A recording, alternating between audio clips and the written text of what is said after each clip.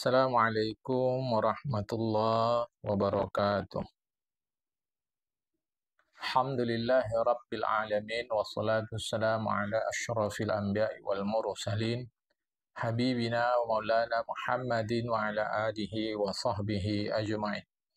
Man yahdillah fala mudhillalah wa man yudlil fala hadiyalah. قال المصنف رحمه الله تعالى ونفعنا بعلومه في الدارين آمين ثم قال Faslun, bermula ini satu fasal pada menyatakan khauf, takut, yakni takut akan Allah Ta'ala, bukan makna takut dalam pengertian jiwa yang tertekan. Bukan itu. Maksudnya takut akan Allah Ta'ala. Baik. Takut akan Allah Ta'ala, takut kepada Allah kalau bahasa kita. Takut kepada Allah berbeda dari takut kepada makhluk Allah. Dua kosakata yang sama, takut. Tetapi takut kepada Allah maksudnya adalah takut kita melanggar hukum Allah sehingga menimbulkan sikap berhati-hati. Sehingga kata-kata khauf di sini walaupun artinya takut, maknanya adalah kehati-hatian, kewaspadaan, waskita. Ya, kalau cara orang Jawa, bahasa Jawa, waskito, kewaspadaan, kehati-hatian. Jadi dapatlah langsung kita sebutkan khauf di sini maknanya adalah kehati-hatian, dan kehati-hatian itu menunjukkan jiwa atau kedewasaan orang itu matang, ya, karena kehati-hatian. Jadi dia tidak menerobos, kemampuan mengontrol diri itu kehati-hatian. Jadi khauf ini satu kosakata yang penuh padat maknanya. Seterusnya, takut kepada Allah itu membuat kita mendekat kepada Allah. Berbeda kalau takut dari makhluk Allah, kita menjauh. Contohnya takut dari api, kita jauhi api. Takut dari harimau, kita jauhi harimau. Tapi takut kepada Allah, bukan takut dari Allah, takut kepada Allah. Justru kita datangi Allah Ta'ala itu. Itu ya, supaya jangan salah pengertian takut. Nanti dipahami pula takut itu seperti yang kita pahami hari-hari, yaitu kondisi jiwa yang tertekan, sehingga cemas, risau, gelisah, depresi. Tidak. Baik. Maka yaitu takut atau khauf itu, ya, mudah kita untuk memahaminya bila kita pahami khauf itu adalah kewaspadaan atau kehati-hatian. Itu lebih mengena. Maka yaitu kehati-hatian itulah satu perbendaharaan segala kebajikan yang indah-indah. Seorang yang berhati-hati, pastilah dia ingin melakukan hal-hal yang bermanfaat untuk dirinya dan menjauhkan dirinya dari hal-hal yang berbahaya. Karena takut itu, kehati-hatian itu membawa kepada kuat pada ibadat. Nah ini, karena kita bincang secara khusus agama Islam, dia kuat pada ibadat. Hati-hati, jangan sempat tercebur kemari. Ayo, supaya tidak tercebur, kita buat yang baik begini, seterusnya. Dan meninggalkan segala maksiat.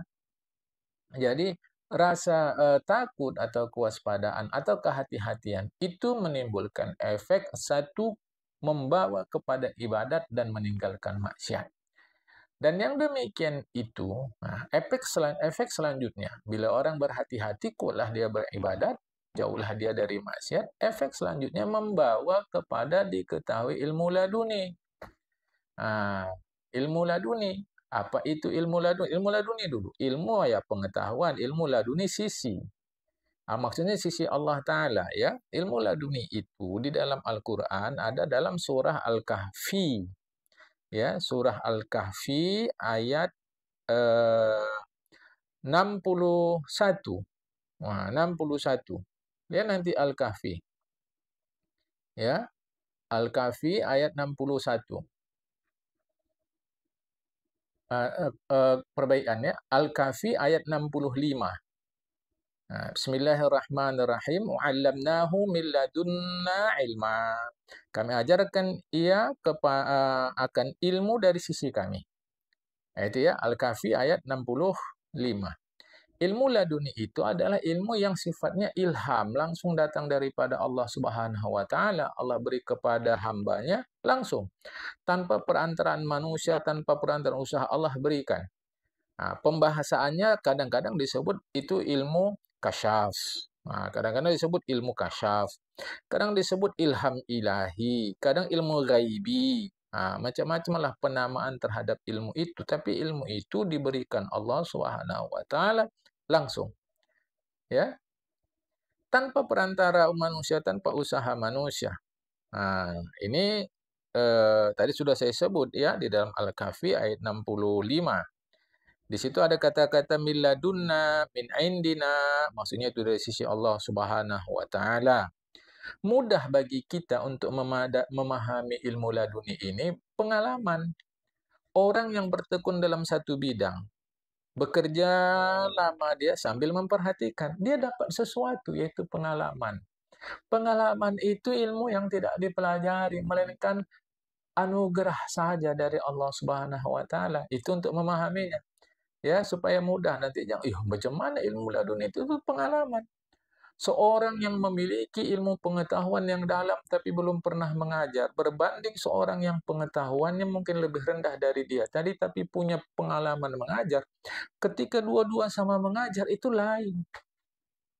Lain. Kenapa yang lama mengajar dia dapat pengalaman? Gitulah dalam agama pun begitu. Tekun orang itu beribadah dengan catatan dia memperhatikan, bukan sambil lewat saja. Dia akan mendapat sesuatu dari ibadatnya itu yang Allah Ta'ala berikan langsung.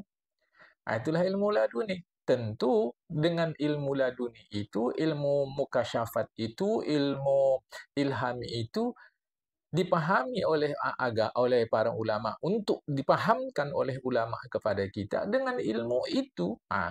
Dan dengan ilmu ladun itu membawa kepada mengetahui ilmu makrifat, mengenal yang halus-halus yang tiada kuasa mengatakan dia oleh seorang.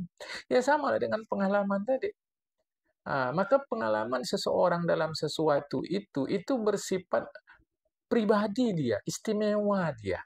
Dia bisa mengetahui yang tidak diketahui orang, diajarkan pun tidak bisa, itu pengalaman. Ilmu laduni pun begitu. Jadi kalau oranglah dia takut, serius dia waspada, berhati-hati, maka itu membawa dia kuat ibadat, meninggalkan maksiat. Yang itu pada saatnya Allah akan berikan ilmu langsung kepada dia. Nah, dengan ilmu itu dia bisa tahu hal-hal yang halus yang orang tidak tahu. Dan dengan dapat ilmu yang halus tadi itu hasillah kemuliaan seseorang di dalam dunia dan akhirat. Seperti firman Allah Ta'ala berikut yang tertera di dalam surat Al-A'raf, surah 7, ayat 154. Bismillahirrahmanirrahim. Hudaw wa rahmatul lillazina hum li rabbihim yarhabun. Ini kurang ya. Hudaw wa rahmatul lillazina hum li rabbihim yarhabun. Itu kurang tulisannya ya. Yaitu petunjuk dan kasih sayang Allah Ta'ala, petunjuk dan kasih sayang Allah Ta'ala untuk orang-orang yang mereka yarhabun, takut kepada Tuhannya. Takut, yarhabun. Ya, yang beroleh petunjuk kepada jalan makrifat, mengenal yang sempurna, dan yang kasih oleh Allah Ta'ala akan dia. Hak itu adalah Asmaul Husna. Allah Ta'ala akan dia. Jadi, mereka itu yang beroleh petunjuk kepada jalan makrifat, jalan mengenal Allah yang sempurna. Dan yang kasih Allah Ta'ala akan dia itu tertentu khusus anugerah hudan dan rahmatun itu bagi orang yang takut akan Allah Ta'ala dengan sebenar-benar takutnya. Gitu ya. Supaya jangan keliru. Baik. Dan lagi takut itu apa? Akibat kedua atau akibat berikutnya. Kalau yang pertama tadi takut membawa kepada kuat ibadat. Kalau sudah kuat ibadat, maka orang mendapat laduni. Laduni nanti mendapat ma'rifat. Mendapat ma'rifat, orang itu jadi mulia di sisi Allah Ta'ala dunia akhirat. Itu yang pertama. Akibat positif daripada khauf tadi. Kehati-hatian, kewaspadaan. Yang berikutnya apa lagi? Ya, dan lagi takut itu, khauf itu, kewaspadaan, kehati-hatian itu membawa kepada muhasabah. Muhasabah itu secara bahasa muhasabah itu artinya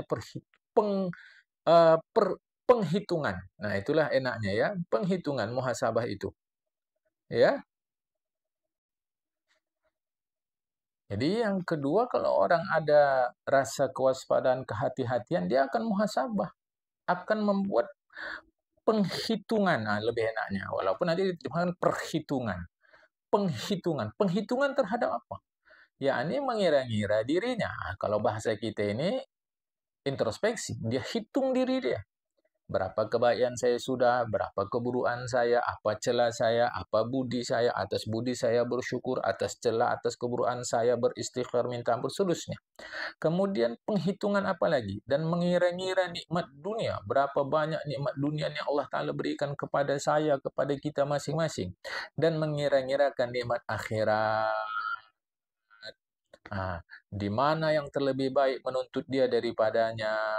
Artinya di mana saya bisa dapat kesempatan untuk melakukan hal-hal yang memberikan kenikmatan nanti di akhirat. Jadi orang kalau dia ada rasa kewaspadaan, kehati-hatian, dia akan melakukan penghitungan.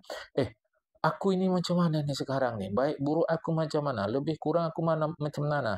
Celah budi aku macam mana? Dan seterusnya. Celah aku macam mana? Budi aku macam mana? Satu. Kemudian nikmat Allah yang Allah berikan selama aku di dunia ini macam mana? Luar biasa. Bagaimana ini? Hebatnya.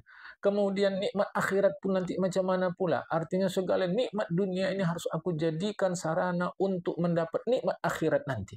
Semua itu kalau dia waspada. Ya, dan mana jalan yang jadi durhaka akan hak Allah Ta'ala, akan dia lihat. Mana jalan untuk mendapatkan kenikmatan akhirat, mana jalan durhaka, mana jalan yang dikasih oleh Allah Ta'ala, hingga jalan yang terlebih dikasih oleh Allah Ta'ala. Ini jalan Allah suka, ini Allah lebih suka. Dan ditinggalkannya jalan yang jadi durhaka akan dia. Ya, jadi yang pertama, kalau orang itu ada rasa kewaspadaan, dia akan kuat ibadat. Kuat ibadat akan begini, akan begini, akan begini, semua positif. Yang kedua, kalau orang waspada, itu akan membuat dia muhasabah terhadap diri, introspeksi, muhasabah atas nikmat Allah yang besar, yang begitu banyak, ya, muhasabah terhadap nikmat akhirat. Mana jalan yang Allah kasih, mana jalan yang Allah lebih kasih. Nah, kalau orang sudah muhasabah, maka dan muhasabah itu, kalau kepada diri namanya introspeksi itu membawa kepada mujahadah. Mujahadah itu kesungguh-sungguhan, keseriusan. Jadi efek waspada adalah keseriusan. Cuma langkahnya waspada, hati-hati, kemudian muhasabah, baru mujahadah, keseriusan. Yakni memerangi dirinya.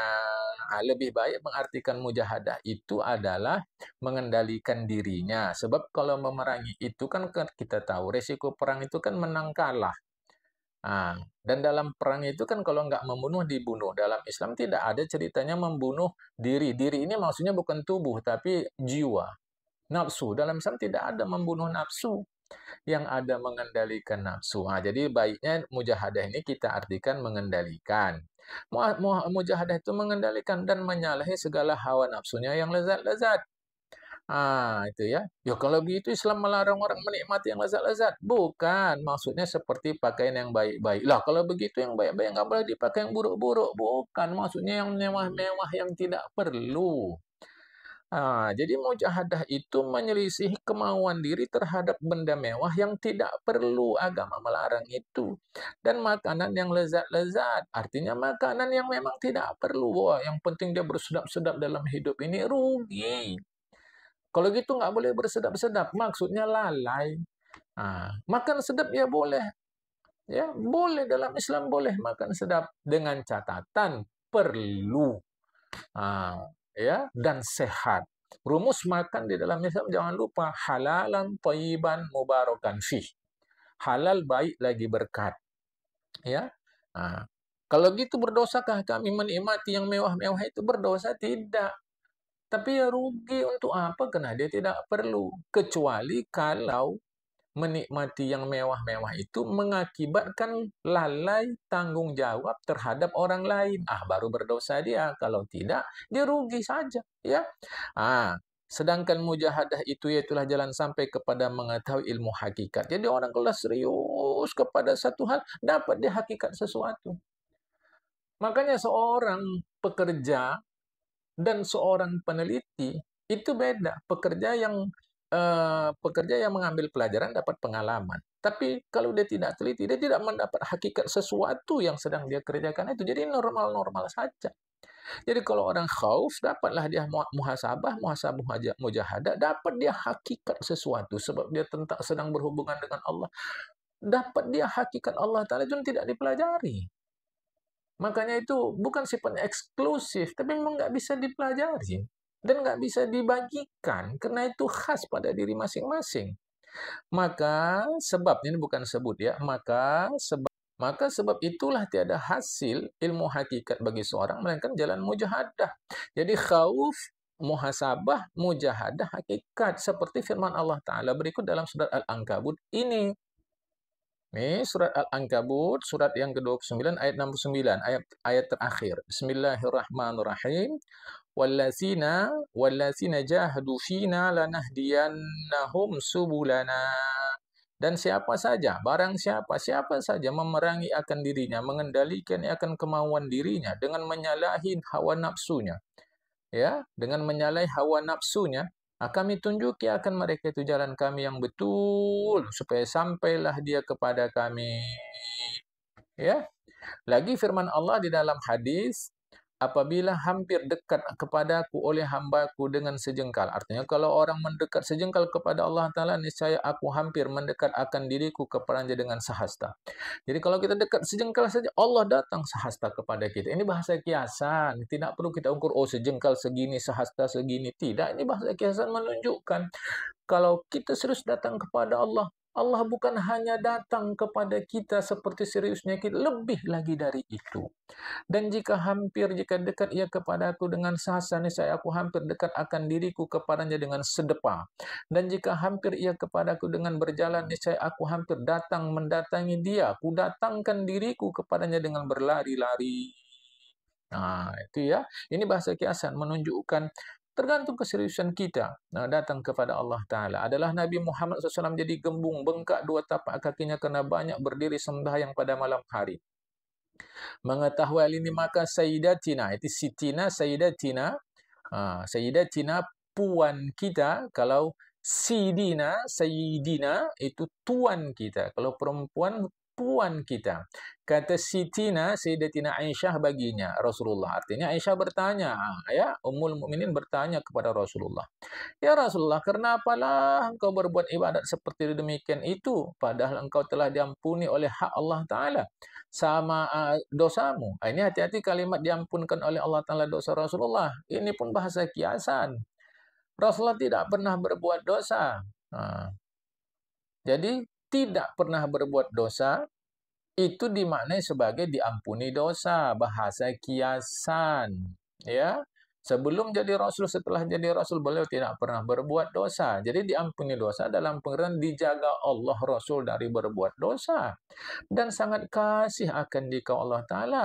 Mengapa sampai begini engkau sembahyang ya Rasulullah? Maka berkata Rasulullah Muhammad SAW, adalah aku kasih, aku suka, aku cinta akan diriku menjadi hamba yang terlebih syukur akan Tuhannya.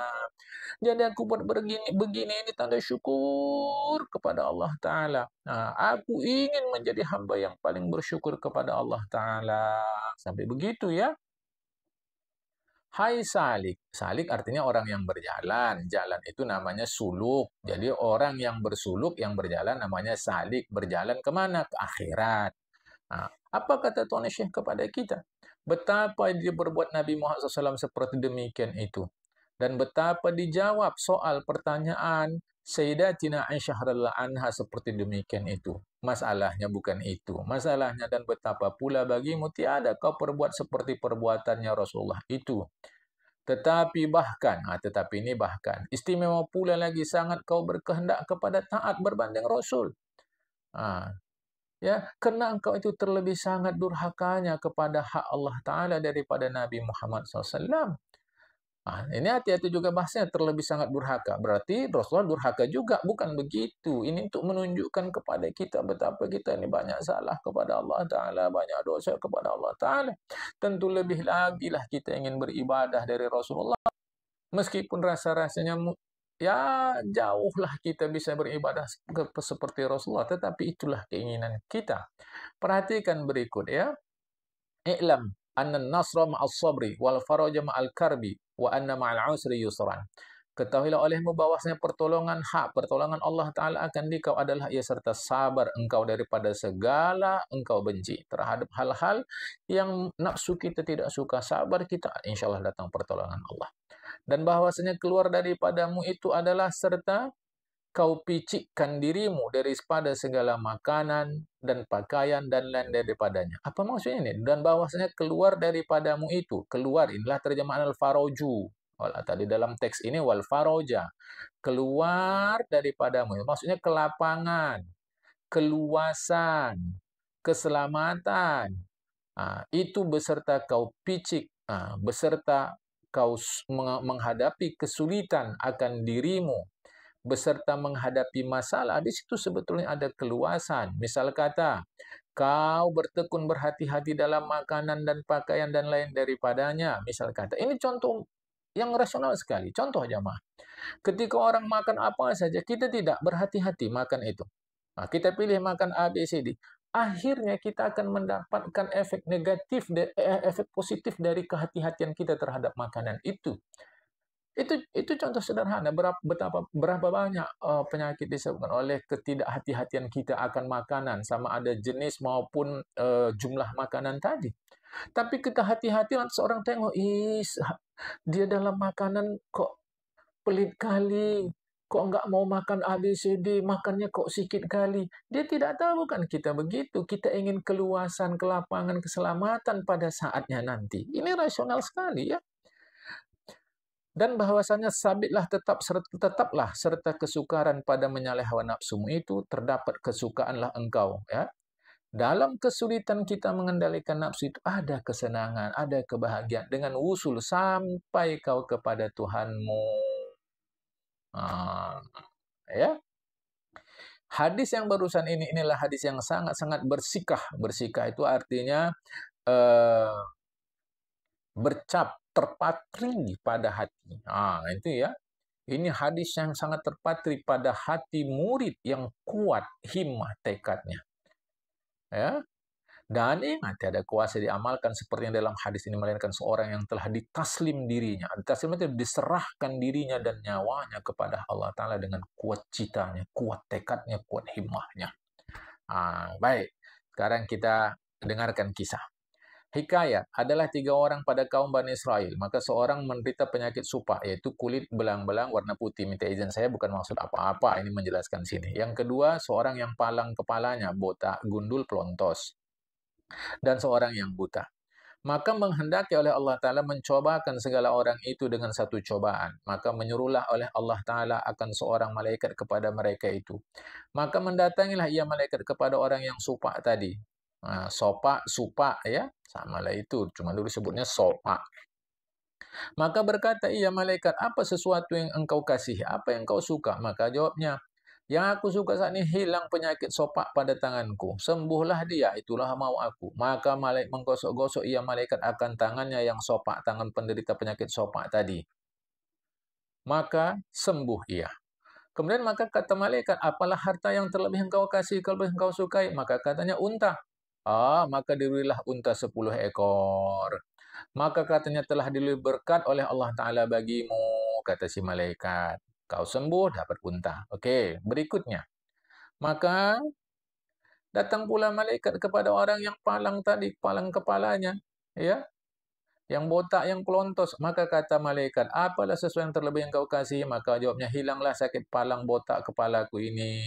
Maka menggosoklah ia malaikat akan kepalanya. Maka sembuhlah ia. Maka katanya malaikat, nyanya itu malaikat, ya, kata malaikat. Ditanya-tanya lagi oleh malaikat, apalah harta yang terlebih engkau kasihi? Ini tadi ya. Apalah sesuatu yang terlebih engkau kasihi? Maka jawabnya, hilang palangku. Oke, sudah sembuh. Maka kata malaikat, maka katanya, apalah harta yang lebih engkau kasihi? Maka jawabnya lembu. maka diberilah akan dia lembu seekor. Maka kata malaikat, telah diberi berkat oleh Allah Ta'ala bagimu. Maka ketiga datanglah malaikat kepada orang yang buta. Maka kata pertanyaan lagi malaikat, apalah sesuatu yang terlebih engkau kasih? Maka jawabnya, hilang buta mataku. Maka disapu matanya oleh malaikat, sembuhlah ia. Maka kata malaikat, apalah harta yang terlebih kau kasih, kau sukai, kau senangi, kau harapkan sekarang? Maka jawabnya kambing. Tadi unta, lembu, kambing. Maka diberilah seekor kambing yang bunting. Maka adalah tiga orang itu tiga tempat duduknya, artinya tiga tempat tinggalnya yang berbeda. Tempat duduk itu artinya tempat tinggal yang berbeda. Bisa juga diartikan tempat duduk manzilah, artinya tiga posisi yang berbeda. Baik. Kemudian dari itu maka datanglah malaikat itu kepada orang sopak tadi dengan laku sopaknya. Artinya malaikat berubah wujud menjadi seorang yang menderita sopak. Maka katanya, aku laki-laki ke sini miskin. Aku datang ke sini aku miskin. Aku minta kepadamu dengan barang yang memberi akan dikau harta yang baik akan seekor unta. Karena aku tiada memadai belanjaku pada pergi-pergian ni, tolonglah bantu aku. Maka katanya, adalah aku sangat banyak belanjaku, aku pun banyak keperluan aku. Tiada memadai pun segala unta ini bagiku, kata si sopak tadi. Betapa pula engkau minta, aku pun tak cukup. Maka katanya malaikat, kata malaikat, seolah-olah aku macam kenal akan dikau ni. Adalah kalau tak silap aku, engkau ni orang sopak lagi pakir dulu kan. Maka diberi oleh Allah Ta'ala akan dikau unta. Maka jawab si sopak yang sudah sembuh sekarang jadi peternak itu, oh hanya saja aku mengambil pusaka ini daripada bapakku. Tiada seperti engkau kata, macam yang kau bilang, oh tak ada, ini warisan dari ayah aku ini. Oh enak saja kau. Begitu, bohong dia. Maka kata malaikat itu, jika adalah engkau itu dusta, maka jadilah Allah Ta'ala kiranya akan dikau seperti halmu yang dahulu. Betul cakap kau ni, kalau dusta kau, Allah akan balikkan kau. Oh, maka dijadikan oleh Allah Ta'ala kan dia sopak pula. Balik dia macam semula. Sopak pula dia dan pakir. Ya, tidak khauf, tidak berhati-hati. Maka datanglah malaikat kepada orang yang palang kepalanya. Maka kata malaikat seperti yang dikatanya pada orang yang sopak dahulu itu. Maka dijawab si botak yang sekarang sudah sehat sembuh bagus seperti jawab orang sopak itu. Dusta dia. Maka kata malaikat, jika ada engkau itu dusta, maka dijadikan oleh Allah Ta'ala kiranya akan dikau seperti halmu yang dahulu itu. Maka jadilah ia palang kembali kepalanya dan fakir. Ketiga, maka datang pula lah malaikat kepada orang buta dengan rupa butanya. Ya, kepada orang sopak malaikat bentuk seperti orang sopak, kepada orang botak malaikat seperti orang botak, kepada orang buta malaikat datang seperti rupa orang buta. Maka katanya, aku laki-laki yang miskin, aku minta kepadamu seekor kambing karena aku tiada memadai belanja kepada perjalananku ini, musafirku ini. Maka jawabnya, adalah aku buta, maka dikembalikan oleh Allah Ta'ala penglihatanku dulu. Itu kata dia. Ya, dikembalikan Allah Ta'ala penglihatanku dulu, sehat aku sekarang. Maka ambillah olehmu barang yang kau kehendak daripada kambing ni. Tinggalkan olehmu barang yang kau kehendak. Demi Allah, tiada aku tegahkan akan dikau pada hari ini. Mana yang mau kau ambil kambing ni, ambil. Mana yang mau kau tinggalkan, tinggalkan. Silakan. Itu kata si buta pula. Maka kata malaikat, oh bagus, berarti kau lewat ujian. Lewat, berhasil lulus kau ujian. Maka peganglah olehmu segala hartamu, hanya saja engkau dicoba oleh Allah Ta'ala akan dikau, maka telah ridho Allah Ta'ala akan dikau. Jadi sebenarnya aku datang ini cobaan sama kau. Ternyata kau lulus, bagus. Karena itulah kata Tuan Syekh, hai murid, demikianlah mudah-mudahan hak Allah Ta'ala dicobakan akan dikau, maka jangan lalai kau daripadanya. Tetap dalam keadaan waspada, hati-hati. Akan datang kaji kita tentang zuhud. Apa zuhud ini? Supaya dapat kita memahaminya. Hari ini sampai sini dulu. Assalamualaikum warahmatullahi wabarakatuh.